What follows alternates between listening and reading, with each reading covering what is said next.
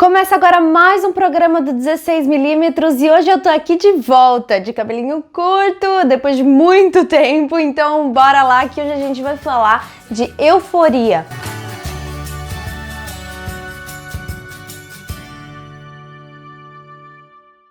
Euforia é uma série que teve 8 episódios essa primeira temporada e causou polêmica por causa do seu conteúdo controverso, porque a gente tem a história de Rue, interpretada pela Zendaya, uma menina de 17 anos que é viciada em drogas.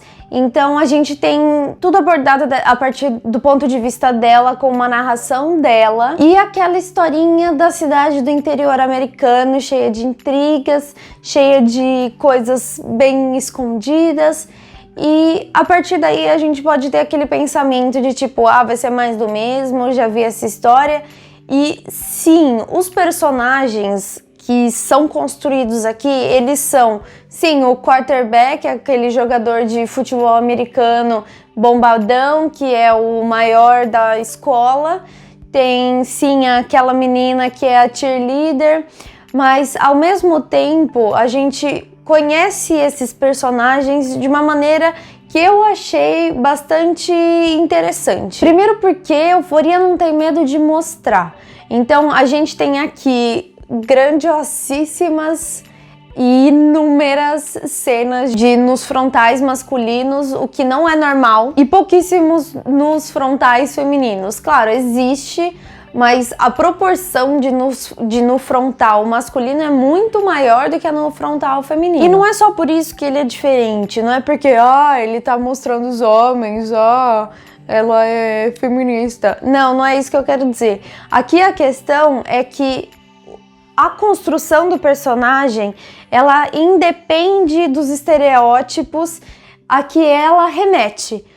E isso que eu achei interessante, porque ao mesmo tempo que você tem o Nate Jacobs, que é o quarterback, é o popularzão, o bonitão da escola, a gente tem a construção da família dele, a construção da personalidade dele de uma maneira completamente diferente e muito mais frágil do que a gente poderia imaginar. E eu acho ele um bom exemplo disso, porque ao mesmo tempo que a gente tem os personagens um pouquinho mais estereotipados, que é o caso do Nate e da Maddie, a gente tem também personagens que não são comuns de serem vistos. E é claro que eu tô falando da Jules. A Jules é uma atriz e uma personagem trans. Ela é uma menina que se mudou para a cidade deles atualmente e ela vira a melhor amiga da Rue. E é interessante isso porque a gente não é citada a transexualidade da Jules até, não sei, quarto episódio. Aquilo é como deveria ser, é tratado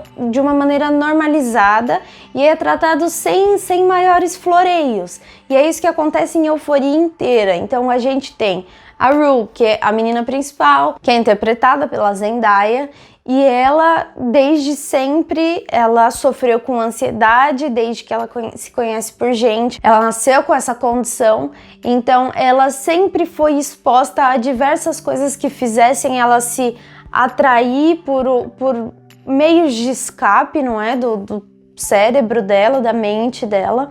Então, e tem toda essa situação que faz ela chegar onde ela chegou, que é o vício às drogas. E aí também tem diversos toques, assim, de ironia em relação à medicina, em relação a como se prescreve drogas para as pessoas, porque remédios são drogas. Então, a gente tem aqui tudo isso tratado de uma maneira muito natural, muito clara e evidente, e é por isso que eu acho que uma hora ou outra a gente ia chegar à comparação com 13 Reasons Why. Eu acho incomparável as duas séries, primeiramente porque desde o início Euforia nunca quis chegar ao público de 13 e 14 anos com a linguagem que a Netflix tem, com a abordagem e com toda a questão da publicidade que eles fazem antes de lançar as obras deles. Então a HBO não tem isso e desde o começo ela tem a faixinha dos 18 anos. E uma outra questão que eu acho que os dois acabam por ser incomparáveis é a questão técnica.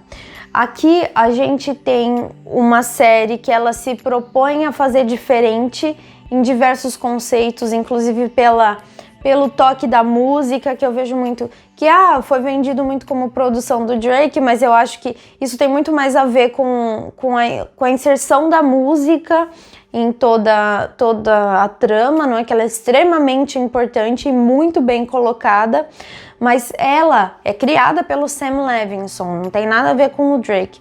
Então a questão aqui é que ele propõe uma coisa diferente. A gente tem todas as complicações em 13 Reasons Why de uma maneira muito gratuita, e eu digo gratuita por quê? Porque aquilo, querendo ou não, é uma justificação para o resto da trama. A trama acontece a partir de fatos que o roteiro de 13 Reasons Why oferece. Aqui não.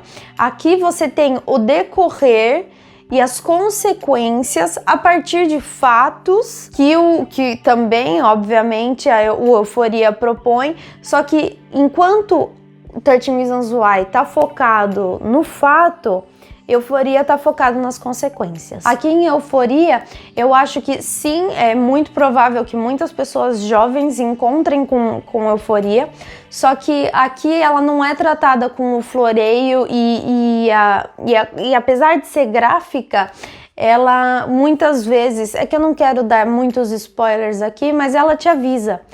Essa cena aqui agora não vai ser muito bem isso que você tá pensando. Então ela tem noção de que ela pode ser gatilhos diversas vezes, que isso é com certeza.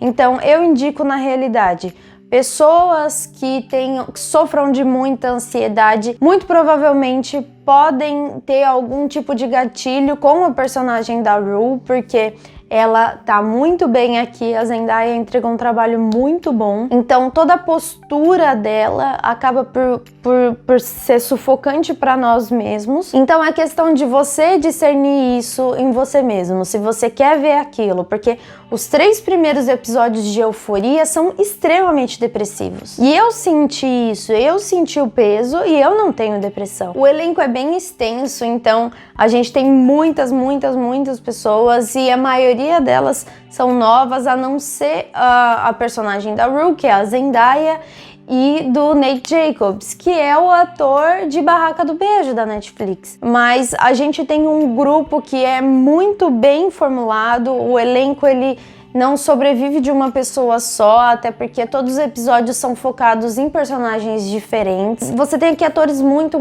bons, e isso aliado ao roteiro, e eu quero deixar a direção pro final, porque eu acho que a direção de Euphoria é a cereja do bolo. A gente tem essa questão de um roteiro que ele nem sempre é muito linear, e ele tem sempre o apoio da Rue como narradora, mas a questão aqui é que poderia acabar por ser uma série narrada, que sempre fala as mesmas coisas, é uma linha muito tênue, só que a questão aqui é que a partir do momento que você tem a narração da Rue e ela sendo uma pessoa extremamente ansiosa, que está sempre em conflito com a sua própria mente, a gente tem uma camada extra adicionada à narração e a gente tem acesso a coisas que a gente não teria. Ela não se repete, então a gente tem uma cena do Nate fazendo qualquer coisa com a Rue introduzindo qualquer coisa que tenha acontecido na vida dele antes, para tentar demonstrar o que fez ele chegar ali. E não é uma justificativa, é óbvio que tem atos nessa série que em nenhum momento serão justificáveis. A questão aqui é você tentar entender como é que aquela pessoa cresceu para chegar àquele ponto. E agora então vou falar da direção, que para mim é disparada a melhor parte de Euphoria. Então, além de ser showrunner, o Sam Levinson dirigiu 5 episódios e os outros 3 ficou por conta das outras diretoras Pippa Bianco, Agustine Frizzell e Jennifer Morrison. E é interessante porque o Sam Levinson, ele só fez 2 filmes e ele começou a fazer série agora. Essa é a primeira série que ele dirige. Então a gente vê toda essa questão da costura e da relação entre as séries ser muito bem construída, porque a linguagem de Euforia é muito ligada à música que começa cada episódio, e é também uma questão muito também ligada à direção de fotografia, porque a gente tem toques muito interessantes lá pro final da temporada. Vocês vão ver um dia em que ela tá criando umas coisas na cabeça dela, e a partir dali a encenação, a imagem começa a ficar granulada, e quando aquilo deixa de ser parte da cabeça dela, volta a não ser mais granulada, e aquilo na realidade é uma citação aos filmes de policial dos anos 2000, anos 90, então ali é uma coisa bem interessante. Ela até cita o Morgan Freeman, que sempre faz um policial e tal. Então, eu acho muito interessante todos esses efeitos que ele utilizou. Os movimentos de câmera são infinitamente criativos, porque você tem toda uma questão da alteração do status quo ali, não é nada tradicional. Então, muitas vezes a gente tem câmera de ponta cabeça, ela rodando, e no final das contas, a única coisa que ficou um pouco complicada acontece no último episódio, é a última cena, e não é em si a cena em específico, mas é que a Rue dentro dela, pra mim, não encaixou muito bem. Por ser um vídeo sem spoilers, eu não vou dar mais dicas sobre o que eu acho que não encaixou tão bem, mas a questão aqui é que no todo, a direção do Sam Levinson e das outras 3 diretoras que encaixaram perfeitamente na linguagem dele, na linguagem que já tinha sido estabelecida, eu acho que na realidade a cereja do bolo em Euforia pra mim, e é por isso que eu acho que ela se difere tanto de outras séries que tratam sobre o universo da adolescência, do jovem na escola, e ser colocado de uma maneira com que todo mundo é muito bem construído, não importa que sejam só em 8 episódios, a gente tem um pouquinho de cada um ali. Então a minha nota no geral para Euforia vai ser uma nota 9. Eu acho que tem umas caídas ali de ritmo às vezes, e algumas coisas um pouquinho fora de tom, até porque é isso que acontece quando você sai muito do tradicional, não é? Dentro da televisão, vai bastante para a linguagem cinematográfica aqui, cria bem uma unidade. Então eu acho que assistindo os 8 episódios, assim, eu consigo dar um 9. E fiquei bastante feliz com o resultado, tô esperando a próxima temporada. E é isso, pessoal. Se vocês gostaram, deixa o joinha aqui embaixo, comenta, me digam o que vocês acharam, se vocês também acharam que tá todo mundo bastante alinhado ali, foi bem dirigido, se vocês gostaram das viagens visuais que acontece ali no meio de Euforia. E saibam também que a gente tem um podcast toda segunda-feira, sai um episódio novo com todas as notícias da semana, e uma vez por mês sai também um especial de um tema diferente que a gente escolhe e se reúne para falar sobre um pouquinho mais, nada de curta duração.